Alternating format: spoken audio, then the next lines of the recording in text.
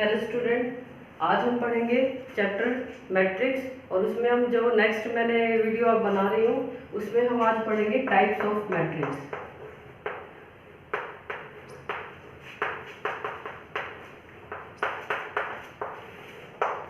Last video में हमने पढ़ा था कि मैट्रिक्स क्या है, मैट्रिक्स की नोटेशन क्या है, मैट्रिक्स को सॉल्व कैसे करते हैं, मैट्रिक्स को लिखा कैसे जाता है। उसमें मैंने आपको ये भी बताया था कि जितने भी एलिमेंट हैं उनका अपना एक एड्रेस होता है।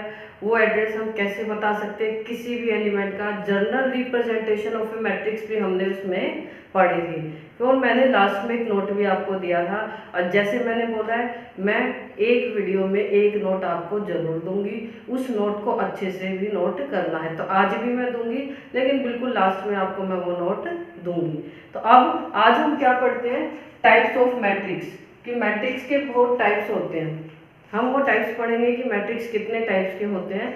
तो मैट्रिक्स के टाइप के लिए आपको कोई भी डेफिनेशन फिर से नहीं रटनी है। जैसा नाम है टाइप ऑफ मैट्रिक्स का तो वो नाम ही उसकी कैरेक्टरिस्टिक है, वो नाम ही हमें डिफाइन कर देगा कि वो मैट्रिक्स कैसा है हमारा। जैसे कि अगर मैं बात करूं, सबसे पहले हम क्या लेंगे, रो मैट्रिक्स।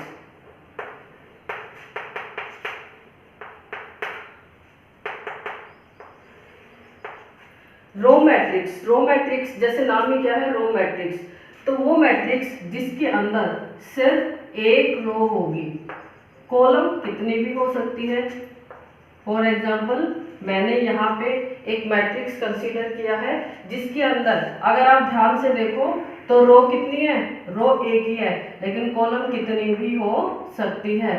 तो रो मैट्रिक्स उस मैट्रिक्स को कहते हैं जिसके अंदर हमारी सिर्फ एक रो होती है, कॉलम कितनी भी हो सकती है। दूसरे हमारी आती है कॉलम मैट्रिक्स।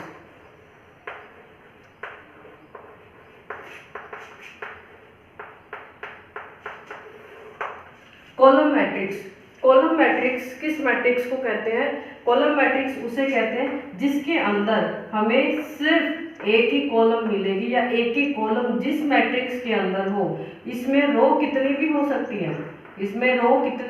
सकती है, बट इसके अंदर कॉलम क्या होगी, एक ही होगी। तो उस मैट्रिक्स को क्या बोलेंगे हम, कॉलम मैट्रिक्स। तीसरा हमारा आता है रिएक्टेंगुलर मैट्रिक्स।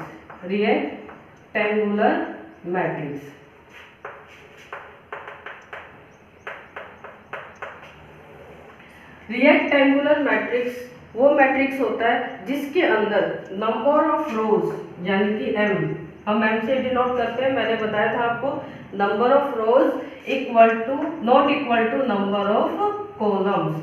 वो मैट्रिक्स जिनके अंदर number of rows not equal to number of column बराबर नहीं होती रो और कॉलम, उस मैट्रिक्स को हम क्या बोलते हैं, रिएक्टेंगुलर मैट्रिक्स। तो आप यहाँ पे देख सकते हो जो मैंने ये रो मैट्रिक्स लिखा है ये भी क्या है, इसका ऑर्डर कितना है, फर्स्ट रो, कॉलम कितनी है 5, तो 1 into 5। इस मैट्रिक्स का हमारे पास ऑर्डर क्या है, रो कितनी है 4, कॉलम कितनी है 1। तो आप ध्यान से देख सकते हो ये इसी मैट्रिक्स के एग्जांपल्स हैं। और भी मैं एग्जांपल ऐसे आपको दे सकती हूँ 1 2 3 4 5 6। तो यहाँ पे आप देख सकते हैं रो कितनी है इसके अंदर 2, बट कॉलम कितनी है 3। तो रो और कॉलम जिस मैट्रिक्स के अंदर इक्वल नहीं होते हैं उसको हम क्या बोलते हैं, रिएक्टेंगुलर मैट्रिक्स। नेक्स्ट हमारी आती है स्क्वायर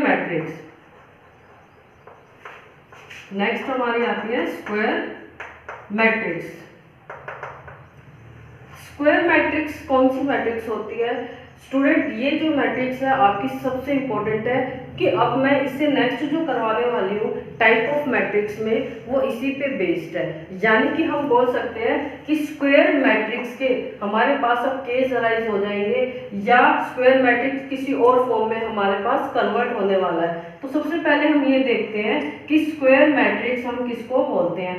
स्क्वायर मैट्रिक्स वो मैट्रिक्स होता है जिसके अंदर नंबर ऑफ रोज इक्वल हो नंबर ऑफ कॉलम के, तो उसे हम क्या कहते हैं, स्क्वायर मैट्रिक्स। फॉर एग्जांपल वो मैट्रिक्स कुछ ऐसा होगा 1 2 3 4। मैंने एक मैट्रिक्स कंसीडर किया जिसके अंदर रोज कितनी है 2, कॉलम भी कितनी है 2। तो आप यहाँ पे ध्यान से देखो नंबर ऑफ रो इक्वल है नंबर ऑफ कॉलम, या फिर 3 ऑर्डर का भी हो सकता है 1 2 3 4 5 6 7 8 9। तो ये भी कितने ऑर्डर का मैट्रिक्स है? 3 इंटू 3। इसको 3/3 भी बोलते हैं, इसको 3 क्रॉस 3 भी आप बोल सकते हो। तो यहाँ पे नंबर ऑफ रो इक्वल है नंबर ऑफ कॉलम के, तो उस मैट्रिक्स को हम क्या बोलते हैं? Square matrix. अब जो स्क्वायर मैट्रिक्स है उस मैट्रिक्स के हमारे पास केस अराइज हो जाते हैं, यानी कि कुछ मैट्रिक्स अब हम ये वो वाली पढ़ने वाले हैं जो स्क्वायर मैट्रिक्स पे बेस्ड होती है। तो इसके बाद जो हम मैट्रिक्स नेक्स्ट पढ़ने वाले हैं वो है diagonal matrix. Diagonal matrix. Diagonal matrix किस मैट्रिक्स को बोलते हैं? लेकिन डायगोनल मैट्रिक्स बताने से पहले मैं आपको एक चीज और बता देती हूँ। जो ये स्क्वायर मैट्रिक्स है यहाँ पे number of row number of column equal है, इसमें भी और इसमें भी। तो हम स्क्वायर मैट्रिक्स को ऐसे भी डिफाइन कर सकते हैं, square matrix of order m। हम इसको ऐसे भी डिफाइन कर सकते हैं, square matrix of order m, कि इसका ऑर्डर कितना है? m है। ये सिर्फ नोटेशन हम स्क्वायर मैट्रिक्स में ही दे सकते हैं और किसी भी मैट्रिक्स में हम ये नोटेशन नहीं दे सकते जहां पे नंबर ऑफ रो इक्वल हो नंबर ऑफ कॉलम के। तो मैं बोल सकती हूँ square matrix of order m। अगर मैं इसके अलावा किसी और मैट्रिक्स की बात करती हूँ तो वहां पे मैं m इंटू n की फॉर्म में ही बोलूंगी। अब है डायगोनल मैट्रिक्स। डायगोनल मैट्रिक्स कौन से मैट्रिक्स होते हैं? डायगोनल मैट्रिक्स वो मैट्रिक्स होते हैं जिनके अंदर डायगोनल एलिमेंट हमारे क्या होते हैं? 0। डायगोनल एलिमेंट जिनके अंदर डायगोनल एलिमेंट को छोड़कर बाकी सभी एलिमेंट हमारे क्या होते हैं? 0 होते हैं। तो उसे हम क्या कहते हैं? Diagonal matrix. तो यहाँ पे आप देख सकते हो ये क्या है? हमारे डायगोनल एलिमेंट है। डायगोनल एलिमेंट इन्हीं को ही क्यों बोलते हैं? स्टूडेंट बोल सकते हैं कि हम ये भी तो बोल सकते हैं डायगोनल एलिमेंट। ये गलत होगा क्योंकि डायगोनल मैट्रिक्स की डेफिनेशन क्या है? उसके अंदर जो डायगोनल एलिमेंट होते हैं, उसके अंदर जो ये डायगोनल एलिमेंट होते हैं ये वाले, ये उन्हीं को बोलेंगे जिसमें i इक्वल है j के। मैंने आपको जनरल रिप्रेजेंटेशन इसलिए बताया था। आई किसके लिए स्टैंड होता है? ith रो। जे किसके लिए स्टैंड होता है? jth कॉलम के लिए। तो जिस मैट्रिक्स के अंदर i इक्वल है j के, i इक्वल है j के, यानी कि ये वाले जो एलिमेंट है हमारे a11 a22 a33, तो ये जो एलिमेंट होंगे इन एलिमेंट्स को क्या बोलते हैं? Diagonal element. और जो ये डायगोनल एलिमेंट हमारे यही वाले होंगे, आप देख सकते हो। इन डायगोनल एलिमेंट को छोड़कर हमारे ये जो बाकी एलिमेंट है वो सारे क्या बन जाएंगे? हमारे 0। उन डायगोनल एलिमेंट को छोड़कर अगर बाकी एलिमेंट हमारे 0 हो जाते हैं तो उसे क्या कहते हैं? हम डायगोनल मैट्रिक्स। अब डायगोनल मैट्रिक्स के बाद या मैं ये बोल सकती हूँ कि डायगोनल मैट्रिक्स और किसी और फॉर्म में कन्वर्ट हो गया, या फिर मैं ये भी बोल सकती हूँ कि स्क्वायर मैट्रिक्स की एक और फॉर्म है, या स्क्वायर मैट्रिक्स के अंदर वो मैट्रिक्स आता है जिसको हम क्या बोलते हैं? Scalar matrix. जिसको हम क्या बोलेंगे? Scalar matrix. अब स्केलर मैट्रिक्स कौन से मैट्रिक्स होते हैं? स्केलर मैट्रिक्स वो मैट्रिक्स कहलाएगा जिसके अंदर ये जो डायगोनल एलिमेंट है ये हमारे क्या होंगे? इक्वल होंगे। अगर डायगोनल एलिमेंट जिस भी मैट्रिक्स के अंदर, यानी कि डायगोनल मैट्रिक्स में डायगोनल एलिमेंट अगर हमारे क्या है? इक्वल है, जैसे कि आप देख सकते हो 2 2 और 2, तो उस डायगोनल मैट्रिक्स को हम क्या बोलेंगे? Scalar matrix. यानी कि वो डायगोनल मैट्रिक्स फिर हमारा क्या बन जाएगा? Scalar matrix. तो ये कौन सा है हमारा? स्केलर मैट्रिक्स, जिसके अंदर डायगोनल एलिमेंट हमारे सारे क्या होंगे? बिल्कुल इक्वल होंगे। तो यहाँ पे a11 इक्वल a22 इक्वल होगा a33 के। तो यहाँ पे एक कंक्लूजन ये भी निकलता है कि जो स्क्वायर मैट्रिक्स है, तो ये जो डायगोनल मैट्रिक्स हमने पढ़ा था इसको हम क्या बोल सकते हैं? स्क्वायर मैट्रिक्स बोल सकते हैं। इसको तो मैं बोलूँगी सिंपल स्क्वायर मैट्रिक्स, और अगर मैं इसको बोलूँगी तो इसको मैं क्या बोलूँगी? स्क्वायर मैट्रिक्स के अंदर डायगोनल मैट्रिक्स। इसको हम स्क्वायर मैट्रिक्स भी बोल सकते हैं, इसको हम डायगोनल मैट्रिक्स भी बोल सकते हैं, और इसको हम क्या बोलेंगे? स्केलर मैट्रिक्स भी बोलेंगे, क्योंकि स्केलर मैट्रिक्स की तो ये डेफिनेशन है ही। अब हमारे पास तीन टाइप्स की और मैट्रिक्स है। वो जो तीन टाइप्स की अब मैं आपको मैट्रिक्स बताने वाली हूँ वो मैट्रिक्स हमारे सिलेबस में नहीं है, यानी कि एनसीईआरटी बुक के अंदर नहीं है, लेकिन फिर भी कभी कभी एक नंबर में या क्वेश्चन कॉम्पिटिटिव लेवल पे ही भी पूछ सकते हैं। तो मैं जस्ट उनका इंट्रोडक्शन आपको दे रही हूँ। वो जो हमारे थ्री टाइप्स के और मैट्रिक्स हमारे रह जाते हैं। नेक्स्ट हमारा जो थ्री टाइप्स के मैट्रिक्स रह गए, हमारा क्या है, सबसे पहला अपर ट्रायंगुलर मैट्रिक्स। अब ये कौन सा मैट्रिक्स है, अपर ट्रायंगुलर मैट्रिक्स। स्टूडेंट जब हम बात करेंगे अपर ट्रायंगुलर मैट्रिक्स, उसके बाद मैं आपको बताऊंगी लोअर ट्रायंगुलर मैट्रिक्स। तो ये दोनों मैट्रिक्स भी, इनके लिए भी कंडीशन क्या सेटिस्फाई होगी कि ये दोनों मैट्रिक्स भी तभी कहलाएंगे तब ये पहले क्या होंगे, स्क्वायर मैट्रिक्स। यानी कि जो मैंने आपको बताया है ये भी किस पे बेस्ड है, स्क्वायर मैट्रिक्स पे। अगर ये मैट्रिक्स स्क्वायर मैट्रिक्स नहीं है तो हम ना तो इनको ट्रायंगुलर मैट्रिक्स बोलेंगे अपर, ना ही लोअर ट्रायंगुलर मैट्रिक्स हम बोलेंगे। तो देखिए अपर ट्रायंगुलर मैट्रिक्स किसको बोलेंगे, मैंने यहाँ पे कोई 1 2 3 4 5 6 7 8 और 9, ये मेरा जो मैट्रिक्स है ये 3 ऑर्डर का है। मेरा जो ये मैट्रिक्स है 3 ऑर्डर का है। और यहाँ पे आप देख भी सकते हो नंबर ऑफ रो इक्वल है नंबर ऑफ कॉलम में। अगर ये number of row number of column के इक्वल नहीं है तो ये कौन सा मैट्रिक्स बन जाएगा, ये बन जाएगा रिएक्टेंगुलर मैट्रिक्स। तो ये वैलिड ही नहीं करेगा, एग्जिस्ट भी नहीं होगा। तो अब हम देखते हैं कि अपर ट्रायंगुलर मैट्रिक्स कौन सा होगा। जैसा इसका नाम है वैसे इसकी कैरेक्टरिस्टिक है। कैसे, ये कह रहा है अपर ट्रायंगुलर मैट्रिक्स। तो यहाँ पे जो हमारे डायगोनल एलिमेंट होते हैं यानी कि 1 5 9, इनको मिलाकर जो ऊपर वाले एलिमेंट है हमारे और उनको मिलाकर जो अपर ट्रायंगुलर बनता है, अपर ट्रायंगल दिखाई दे रहा होगा आपको लाइट ट्रायंगल की तरह, डायगोनल एलिमेंट को मिलाकर और जो ये ऊपर वाले एलिमेंट है इनको मिलाकर जो हमारा अपर ट्रायंगल बनता है उसको हम क्या कहते हैं, ट्रायंगुलर मैट्रिक्स। तो जो बाकी हमारे एलिमेंट है वो सारे क्या हो जाएंगे, जीरो। डायगोनल एलिमेंट के साथ ऊपर वाले एलिमेंट को मिलाने पे जो ट्रायंगल बनता है उनको छोड़कर बाकी जितने भी एलिमेंट हमारे होंगे नीचे वाले वो सारे क्या हो जाएंगे, जीरो। तो उसको हम क्या बोलेंगे, upper triangular matrix. Lower triangular matrix क्या होगा, इस मैट्रिक्स के अंदर जैसा नाम है 1 2 3 4 5 6 7 8 और 9। इस लोअर ट्रायंगुलर मैट्रिक्स में लोअर क्या मतलब क्या है, नीचे। नीचे जो ट्रायंगल बनेगा डायगोनल एलिमेंट को मिलाकर, ये वाला आप देख सकते हो। डायगोनल एलिमेंट कौन से है, 1 5 और 9।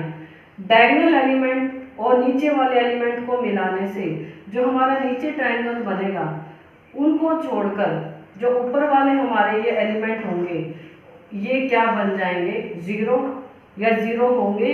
तो इसको हम क्या बोलेंगे, लोअर ट्रायंगुलर मैट्रिक्स। अब लास्ट हमारा रह जाता है, ये भी आपका एनसीईआरटी में नहीं है, बस ये छोटा सा डेफिनेशन लगता है तो मैं इसको बता देती हूँ। कई बार क्या होता है कि हमें पता नहीं किस चीज़ की ज़रूरत पड़ जाती है तो बेसिक करना बहुत ज़रूरी है। Trace of the matrix, trace of the matrix क्या है। अब ये देखिए student, trace of the matrix में हमें क्या चाहिए, फिर से स्क्वायर मैट्रिक्स चाहिए। तो यहाँ पे मैं कोई एक स्क्वायर मैट्रिक्स कंसीडर कर लूँ ए, जैसे मैंने क्या लिया, वो स्क्वायर मैट्रिक्स कोई भी हो सकता है, डायगोनल मैट्रिक्स भी हो सकता है, अभी मैंने आपको बताया था स्केलर मैट्रिक्स भी हो सकता है और वो लोअर मैट्रिक्स भी हमारा हो सकता है। तो यहाँ पे ट्रेस ऑफ द मैट्रिक्स इसको कहेंगे। जैसे कि मैं यहाँ पे कंसीडर करूँ फिर से 1 2 3 4 5 6 7 8 और 1। तो स्टूडेंट आप देख सकते हो इसका ऑर्डर कितना है, फिर से 3 cross 3। Number of row equal है नंबर ऑफ कॉलम के, तो ये स्क्वायर मैट्रिक्स है। अब ट्रेस ऑफ द मैट्रिक्स किसको कहेंगे, ट्रेस ऑफ द मैट्रिक्स की डेफिनेशन क्या है, sum of all diagonal element. Trace of the matrix का जस्ट यही मतलब है कि जितने भी हमारे डायगोनल एलिमेंट होते हैं, यानी कि ये वाले जो हमारे ये वाले डायगोनल एलिमेंट होंगे, इनका जितना भी टोटल होगा, डायगोनल एलिमेंट का जितना भी टोटल होगा वो टोटल ही क्या कहलाएगा, ट्रेस ऑफ द मैट्रिक्स। तो ट्रेस ऑफ द मैट्रिक्स क्या आएगा हमारे पास, अगर मैं ये डायगोनल एलिमेंट का सम निकालूं 5 + 1 + 1 कितना हो जाएगा 7। तो ये क्या है, ट्रेस ऑफ द मैट्रिक्स। तो इसको हम क्या बोलेंगे, ट्रेस ऑफ द मैट्रिक्स। जो भी स्क्वायर मैट्रिक्स होगा उसके डायगोनल एलिमेंट का जितना भी टोटल होगा वो क्या कहलाएगा, ट्रेस ऑफ द मैट्रिक्स। तो ये वो 3 मैट्रिक्स थे जो एनसीईआरटी बुक में तो नहीं है, लेकिन फिर भी ये आपको किसी न किसी बुक में हम देखते भी हैं, इनको पढ़ते भी हैं। तो ये बहुत छोटी सी डेफिनेशन थी, इसलिए मैंने आपको ये बता दिया। आप इसको लर्न कर भी सकते हो और नहीं भी। स्टूडेंट, अब हम आगे क्वेश्चन सॉल्व करते हैं। मैंने लास्ट वीडियो में आपको कुछ एग्जाम्पल दिए थे और मैंने ये बोला था कि जो 3.1 हमारी एक्सरसाइज है 3.1, उसके आप 1 to 4 क्वेश्चन बिल्कुल आराम से कर सकते हो। तो आज हम फिर से क्वेश्चन करते हैं, नेक्स्ट क्वेश्चन 3.1 एक्सरसाइज में। लेकिन उससे पहले मैं आपको एक चीज़ और आज बता देती हूँ, बिल्कुल लास्ट टॉपिक हमारा भी रह जाता है, equality of two matrix. Equality of two matrix यानी कि इक्वालिटी का मतलब क्या होता है, जैसे मैं ये लिखूं 2 इक्वल है 2 के, तो इक्वल का साइन लगा है ना। अब left hand side right hand side के इक्वल है, तो इसको क्या बोलेंगे कि 2 थिंग्स आर इक्वल। तो यहाँ पे भी अगर हम बात करते हैं इक्वालिटी ऑफ टू मैट्रिक्स की, तो इक्वालिटी ऑफ टू मैट्रिक्स में भी हमारे पास कम से कम 2 मैट्रिक्स होने चाहिए।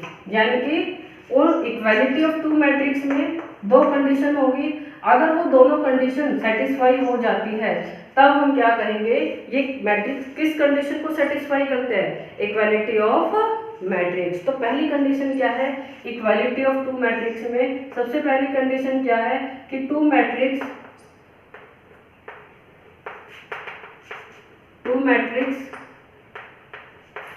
Are said to be equal,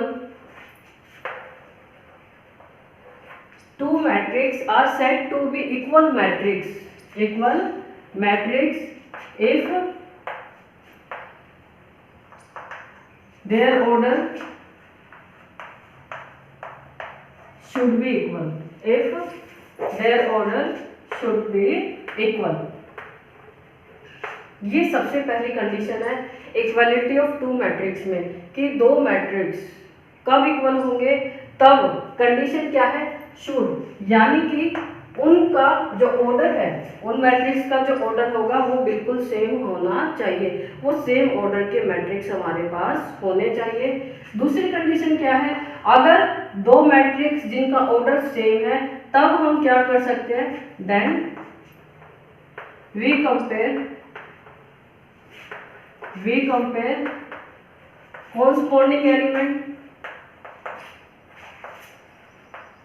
corresponding element of these 2 matrices।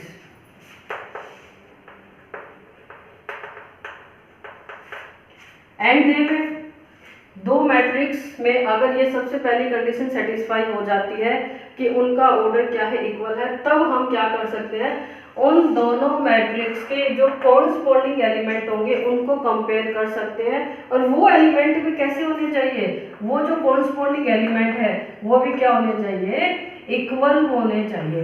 अगर वो कॉरस्पॉन्डिंग एलिमेंट इक्वल नहीं होंगे तो वो इक्वालिटी ऑफ टू मैट्रिक्स की कंडीशन को सेटिस्फाई नहीं करेंगे। जैसे मैं यहाँ पे एग्जांपल दे रही हूँ कि मैंने कोई ए मैट्रिक्स कंसीडर किया है 1 2 3 4, अब मैं यहाँ पे कोई बी मैट्रिक्स ले रही हूँ, ये मैंने कंसीडर किया 1 2 3 4। तो ये मैट्रिक्स क्या है, ध्यान से देखो, इस मैट्रिक्स का ऑर्डर क्या है 2 क्रॉस 2 और इस मैट्रिक्स का ऑर्डर भी क्या है 2 क्रॉस 2। तो यहाँ पे ऑर्डर भी सेम है, दोनों मैट्रिक्स का, तो फर्स्ट कंडीशन हमारी सेटिस्फाई हो जाती है। अब सेकंड कंडीशन क्या कहती है, अगर दोनों मैट्रिक्स का ऑर्डर बिल्कुल सेम है तब हम उनके कॉरस्पॉन्डिंग एलिमेंट को अगर कंपेयर करते हैं, ये मैं आपको अभी बताऊंगी कैसे करते हैं। कंपेयर करने के बाद वो जो कॉरस्पॉन्डिंग एलिमेंट होंगे वो हमारे क्या होने चाहिए, इक्वल होने चाहिए। तो आप देख सकते हो यहाँ पे ये एलिमेंट कौन सा होता है, A11, तो इसका कॉरस्पॉन्डिंग A11 एलिमेंट भी क्या है 1, और इसमें भी क्या है 1। ये कौन सा एलिमेंट होता है A12, इसमें A12 एलिमेंट कौन सा होगा 2, और इसमें भी क्या है 2। तो यहाँ पे ये एलिमेंट है A21 और ये है A22, तो यहाँ पे बिल्कुल सेम है। तो ये क्या कंडीशन को सेटिस्फाई करेंगे, इक्वालिटी ऑफ टू मैट्रिक्स की कंडीशन को ये दोनों मैट्रिक्स सेटिस्फाई करेंगे। हाँ, वो और बात है कि मैंने सिर्फ समझाने के लिए पहले ये दोनों मैट्रिक्स बिल्कुल इक्वल ले लिए, ये जस्ट मैं आपको ये बता दूं कि इसका मतलब क्या होता है। ऐसे दो मैट्रिक्स कब इक्वल होंगे, जब उनका ऑर्डर भी सेम होगा और उनके कॉरस्पॉन्डिंग एलिमेंट भी क्या होंगे, बिल्कुल इक्वल होंगे। तो अब मैं एक क्वेश्चन करती हूँ, इसका हम यूज कहाँ पे करते हैं, इक्वालिटी ऑफ टू मैट्रिक्स का यूज कहाँ पे करेंगे।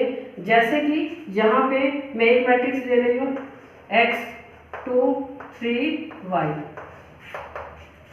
यहाँ पे भी मैंने एक मैट्रिक्स दिया जो इसके इक्वल है, वो मैट्रिक्स क्या होगा 5 2 3 1। तो आप स्टूडेंट देख भी सकते हो यहाँ पे ऑर्डर दोनों मैट्रिक्स का सेम है, इसका भी 2 2 ऑर्डर है, उसका भी 2 क्रॉस 2 है। अब दोनों मैट्रिक्स के बीच में इक्वल का साइन है, तो इसका मतलब ये मैट्रिक्स इस मैट्रिक्स के इक्वल है। लेकिन अभी हमें x और y की इस मैट्रिक्स में वैल्यू नहीं पता। जैसे ही हमें x और y की वैल्यू हम फाइंड आउट कर लेंगे तो हम यहाँ पे पुट करेंगे। पुट करने के बाद हम ये चेक करेंगे क्या ये मैट्रिक्स और ये मैट्रिक्स बिल्कुल इक्वल है। तो x की वैल्यू यहाँ पे अगर मैं कंपेयर करूँ, A11 एलिमेंट क्या है हमारा x, और यहाँ पे A11 एलिमेंट क्या है 5। तो मैंने अभी बताया था अगर दो मैट्रिक्स का ऑर्डर सेम है तो हम उनके कॉरस्पॉन्डिंग एलिमेंट को कंपेयर कर सकते हैं। तो मैं कंपेयर कर रही हूँ, x की वैल्यू क्या होगी 5 और y की वैल्यू क्या होगी 1। 2 किसके इक्वल होगा 2 के, 3 किसके इक्वल होगा 3 के। तो यहाँ से x की और y की वैल्यू मुझे मिल गई, मैं वो यहाँ पे वापस पुट कर दूंगी। तो आप चेक कर सकते हो ये दोनों मैट्रिक्स अब क्या हो जाएंगे, इक्वल मैट्रिक्स। तो इक्वालिटी ऑफ टू मैट्रिक्स से हम किसी भी टू इक्वल मैट्रिक्स में x y z की वैल्यू निकालते हैं, उनकी इक्वेशंस बनाते हैं, उन इक्वेशंस को सोल्व करते हैं। सोल्व करने के बाद हमें x y वेरिएबल कितने भी हो सकते हैं, x y की वैल्यू निकालेंगे और वो वैल्यू पुट करेंगे। फिर हम चेक करते हैं क्या वो मैट्रिक्स दोनों बिल्कुल इक्वल है। अगर इक्वल है तो वो इक्वालिटी ऑफ टू मैट्रिक्स को सेटिस्फाई करेंगे। अब मैं आपको नोट बता देती हूँ, लेकिन इससे पहले मैं आपको एक एग्जांपल दे रही हूँ। जितने भी आज मैंने मैट्रिक्स बताए हैं उनमें जो मैंने स्क्वायर मैट्रिक्स के बारे में आपको बताया है, तो स्क्वायर मैट्रिक्स से रिलेटेड मैं कुछ एग्जांपल दे रही हूँ।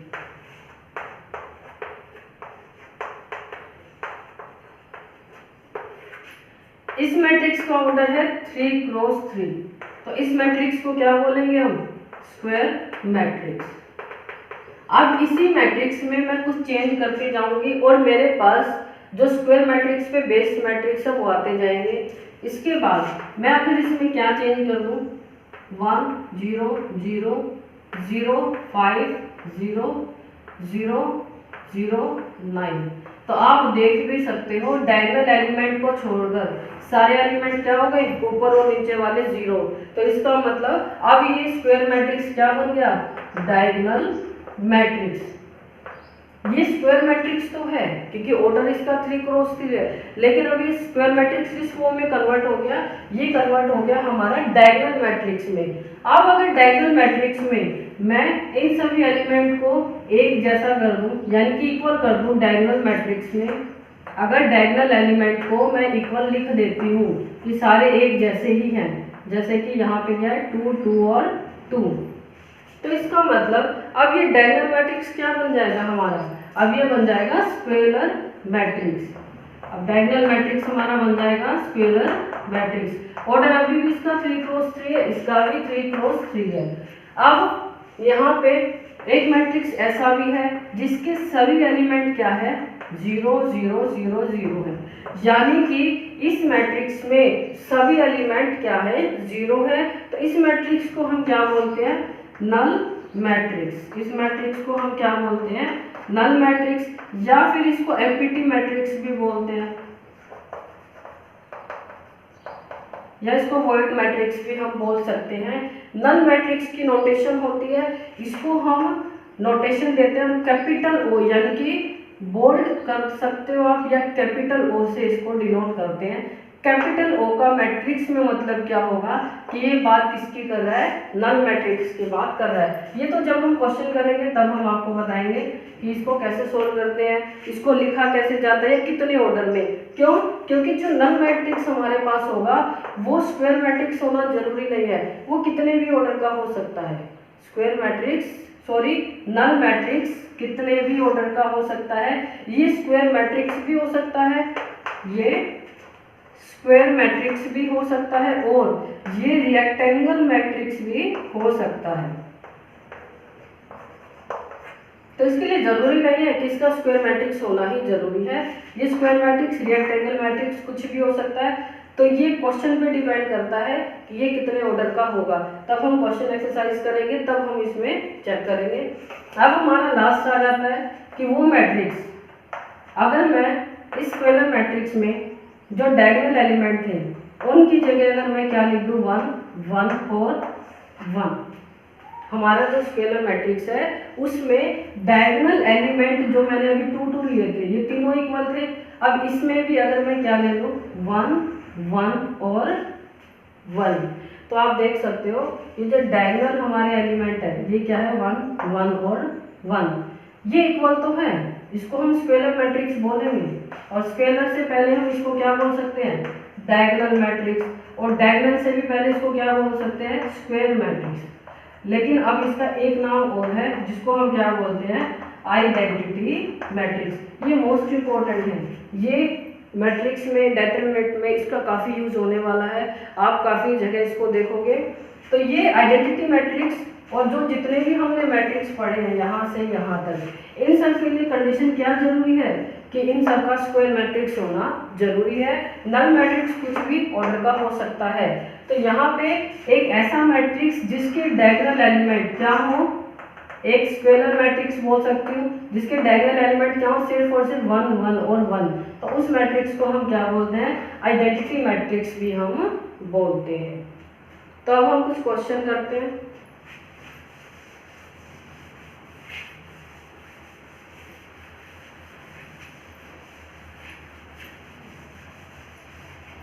मैंने एक्सरसाइज के आपको फर्स्ट टू 4 क्वेश्चन मैंने समझा दिए थे कि आपको करने कैसे है।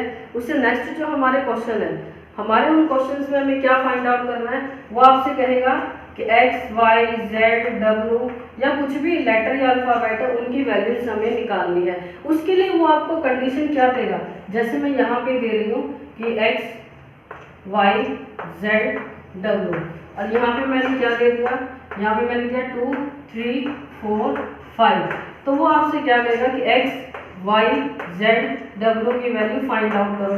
तो हमें कैसे फाइंड आउट करनी है, उसके लिए हमें क्या करना पड़ेगा, इक्वालिटी ऑफ 2 मैट्रिक्स की जो कंडीशन है उसको चेक करना पड़ेगा। ये दोनों मैट्रिक्स इक्वल होंगे क्योंकि इनका ऑर्डर क्या है, सेम है। अगर इनका ऑर्डर सेम है तो हम कॉरस्पॉन्डिंग एलिमेंट को क्या कर सकते हैं, कंपेयर कर सकते हैं। तो जैसे ही आप कंपेयर करोगे तो x की वैल्यू क्या आएगी 2, y की 3, z 4 और w की क्या आएगी 5। तो यहाँ से हमें x y z w की वैल्यू मिल जाएगी, और जैसे ही वैल्यू हम यहाँ पे पुट करेंगे तो हम चेक कर सकते हैं कि दोनों मैट्रिक्स में कॉरस्पॉन्डिंग एलिमेंट भी हमारे क्या है, बिल्कुल इक्वल है, 2 3 4 5। तो ये आपके एक्सरसाइज का क्वेश्चन है। कल मैं आपको एक्सरसाइज 3.1 स्टार्ट करवाऊंगी और उसके सारे क्वेश्चंस हम करके देखेंगे। लेकिन इससे पहले एक बार आप ट्राई करके देखना, क्योंकि जो मैंने कंसेप्ट आपको समझाया है मैंने उसमें आपको एग्जांपल दिए थे, तो आपके वो क्वेश्चन बहुत आसानी से हो जाएंगे। तो कल हम स्टार्ट करते हैं एक्सरसाइज 3.1। अब मैं नोट के साथ इस वीडियो को ख़त्म कर रही हूँ। तो नोट मैंने बोला था कि मैं आपको नोट बताऊँगी। नोट में सबसे पहला नोट मेरा क्या है कि मैंने आपको रिप्रेजेंटेशन ऑफ मैट्रिक्स में ये बताया था कि हम उसको इससे डिनोट करते हैं ए आई जे से। किसी भी मैट्रिक्स को हम किससे डिनोट करेंगे? ए आई जे से। तो यहाँ पे जो आई है उसकी कंडीशन क्या होती है? वो क्या होगा? 1 के इक्वल, 1 से ज़्यादा, m के इक्वल और m से छोटा। यानी कि i का मतलब क्या होता है? i स्टैंड फॉर ith रो। तो एनी रो हो सकती है, वो 1 के इक्वल भी हो सकती है, 1 से ज़्यादा भी, m के इक्वल भी और m से छोटी भी। अब जो j होगा वो भी इसी कंडीशन को सेटिस्फाई करेगा, 1 के इक्वल 1 से बड़ा और n के इक्वल n से छोटा, यानी कि एनी कॉलम। दूसरा मेरा क्या है, यहाँ पे मैंने आपको बताया था अभी डायगोनल मैट्रिक्स के बारे में, इसको ध्यान से देखना। ये एक डायगोनल मैट्रिक्स है और ये स्क्वायर मैट्रिक्स भी है। अब यहाँ पे मैं ये कह रही हूँ कि डायगोनल मैट्रिक्स को हम ऐसे भी लिख सकते हैं, डायगोनल मैट्रिक्स को हम ऐसे भी लिख सकते हैं 1, 2, 3। अगर आप ऐसे लिखते हो या आपको ऐसा कहीं भी लिखा हुआ दिखता है तो वो बात किसकी करता है? डायगोनल मैट्रिक्स की विद ऑर्डर 3 क्रॉस 3। तो ये डायगोनल मैट्रिक्स को लिखने का एक तरीका और भी है।